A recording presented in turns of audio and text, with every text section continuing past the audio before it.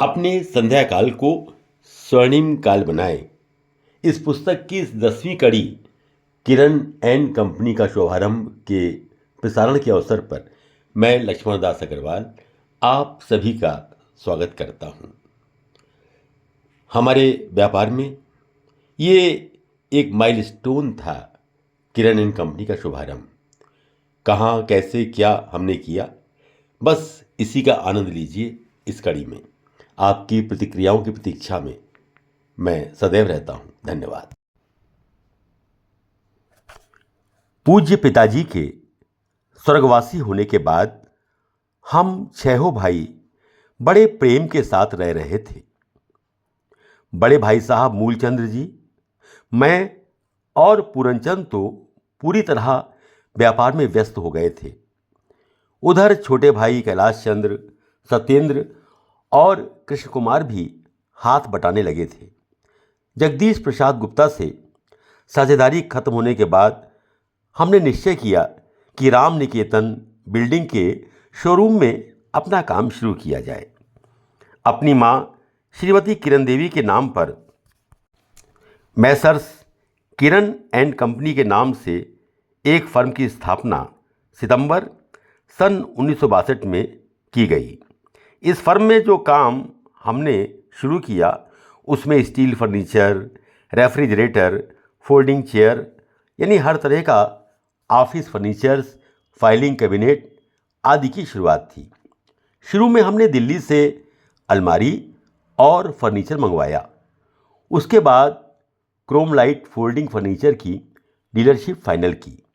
उसी समय बड़ौदा में कीजिया अफ्रीका के एक अप्रवासी भारतीय ने 17 एकड़ भूमि लेकर बहुत बड़े स्तर पर मैसर्स चंदन मेटल वर्क्स प्राइवेट लिमिटेड के नाम से अलमारी का काम शुरू किया, जो क्वालिटी में गोदरेज का मुकाबला करती थी। मैं बड़ौदा गया और चंदन मेटल वर्क्स से बात की। उन्होंने अपने बड़ौदा का रिटेल शोरूम भी दिखाया, अपनी फैक्ट्री का मुआयना कराया और अपनी क्वालिटी के बारे में बताया। हमने चंदन मेटल वर्क्स से उनकी डीलरशिप आगरा के लिए फाइनल कर दी। चंदन मेटल वर्क्स की अलमारियां और फर्नीचर्स हम बेचने लगे। साथ ही दिल्ली से मंगवाकर जो फर्नीचर था वो भी किरण ब्रांड के नाम से बेचते थे। चंदन मेटल वर्क्स की अलमारियां अपनी क्वालिटी के लिए बहुत ही उच्च कोटि की थीं और उन्हें बेचने में अच्छी खासी सफलता मिली।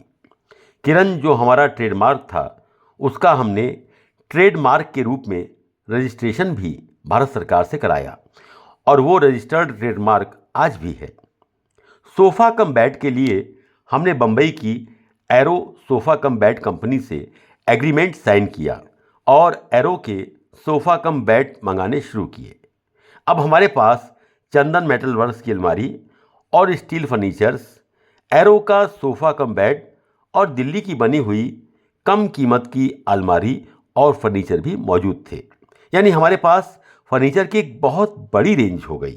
हमारे शोरूम के पीछे बहुत बड़ी जगह थी, उसको भी हमने शोरूम में मिला लिया और हमारा शोरूम उस समय आगरे का सबसे बड़ा शोरूम बन गया। बिक्री की बहुत अच्छी शुरुआत हुई, बहुत अच्छे रिटर्न मिले और किरण एंड कंपनी एक अच्छी फर्म के रूप में स्थापित हो गई। हमारा अलीगढ़ का काम भी अच्छा चलने लगा था और आगरे का काम भी। उसी समय हमें पता लगा कि मथुरा और वृंदावन के बीच में बिरला मंदिर के सामने जो डॉक्टर CD पांडे जिन्होंने मेरा इलाज किया था वो अपनी कोठी बेचना चाहते हैं। उनकी कोठी और उसमें जो 10,000 वर्ग गज जगह थी वो हमने उनसे खरीद ली। अब हमारी फाइनेंशियल पोजीशन पहले से बहुत अच्छी हो गई थी। उसी समय सन 1962 में फैरा में भारत सरकार के आदेश पर सारी विदेशी कंपनियों के शेयर अपने 60% से ज़्यादा नहीं रह सकती थीं। इसलिए 40% शेयर उनको भारत में बचे भारतीयों को बेचने पड़े। ITC कंपनी का उस समय बहुत बड़ा नाम था। उस समय यह इंपीरियल टैबोको कंपनी के नाम से जानी जाती थी। आगरा में इसके शेयर बेचने के समय कोई भी एप्लीकेशन फॉर्म उपलब्ध ही नहीं थे। तो मैं स्वयं कानपुर गया और नेशनल ग्रिंडले बैंक जो उनके बैंकर्स थे उनसे 4 फार्म खरीद कर लाया और ये 4 फार्म हमने बड़े भाई साहब श्री मूलचंद जी, मैंने अपना नाम से और 2 छोटे भाइयों के नाम से 2000 के जिसके 200 शेयर मिले वो ले लिए। इस कंपनी ने बाद में खूब अच्छा बोनस दिया और डिविडेंड भी। अगर किसी के पास वो 2000 रुपये के शेयर आज होते तो उसकी कीमत आज 6 करोड़ रुपए की होती। सन 1964 में हमारे शोरूम पर एक्साइज के 2 इंस्पेक्टर आए, श्री गोबर साहब और होंडा साहब। उन दोनों ने इंस्पेक्शन किया। हमारे यहाँ कोई अनियमितता नहीं पाई गई तो उनकी निगाह अंदर गोदाम पर रखे हुए कंप्रेशर पर पड़ी। उन्होंने पूछा, ये कंप्रेशर किस लिए रखा हुआ है? हमने कहा कि ये दिल्ली की फर्म जिससे हम फर्नीचर और माल मंगाते हैं उन्होंने भेजा हुआ है और उन्होंने कहा है कि रास्ते में अगर माल ख़राब हो जाता है तो फिनिशिंग आगरा में ही कंप्रेशर से एयर स्प्रे करके ठीक हो जाएगी, जिससे फर्नीचर की क्वालिटी मेंटेन हो सके। तब उन्होंने हमसे लिखवाया कि हम अलमारी का काम मंगाकर करते हैं और कंप्रेशर से उस पर पेंट करते हैं, और फिर उन्होंने कुछ करेक्शन किया और दोबारा टाइप कराया तथा साइन कराकर ले गए। उन्होंने जिस पेज पर करेक्शन कराया था वो हमारे पास छोड़ गए। वो मैंने अपनी जेब में रख लिया। उनके हिसाब से टाइप किया हुआ मजमून उनको दे दिया। 1 घंटे बाद ही 2 वैन पुलिस की और कई एक्साइज के अधिकारियों द्वारा हमारी फर्म पर छापा मारा गया। उस समय हमारे यहाँ 250 अलमारी स्टॉक में थी और काफ़ी फर्नीचर भी था। उन्होंने हमारा बयान लिया और हमने कहा कि हमारे यहाँ स्प्रे का कोई काम नहीं हुआ है। हमें नहीं मालूम कि दिल्ली की सप्लायर फर्म एक्साइज डिपार्टमेंट से रजिस्टर्ड है या नहीं। फिर उन्हें ध्यान आया कि उन्होंने कुछ करेक्शन करके पर्चा हमको दिया था और उसी के अनुसार हमने दोबारा टाइप किया था। एक्साइज अधिकारियों ने हमसे कहा कि वो पर्चा जिस पर करेक्शन किया था उसे वो वापस कर दे। हमने कहा कि अगर वो पर्चा आप वापस चाहते हैं तो जो हमने टाइप करके आपको दिया है वो आप हमें दे दीजिए। उन्होंने कहा कि अग्रवाल साहब, एक्साइज से लड़ाई लड़कर आपको कोई फ़ायदा नहीं होगा। मैंने कहा कि हम तो आपसे सहयोग कर रहे हैं, ये पर्चा तो आपने करेक्शन करके अपने हिसाब से लिखवाया है।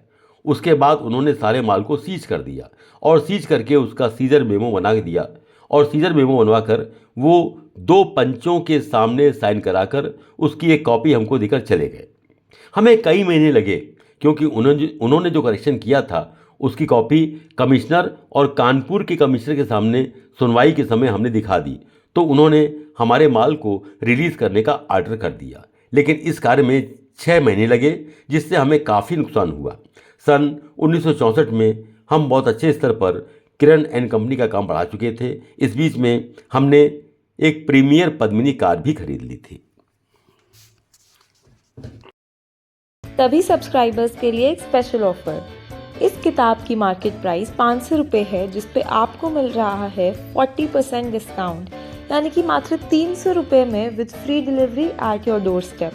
बुक लेने के लिए इस QR कोड पर या स्क्रीन पे दिखाई गई UPI ID पर 300 रुपये का पेमेंट करें और उसका स्क्रीनशॉट अपने एड्रेस के साथ हमें WhatsApp नंबर पर भेज दें and you will receive your book with in 4 to 5 working days. Thank you for your support. Please like, share and subscribe this channel.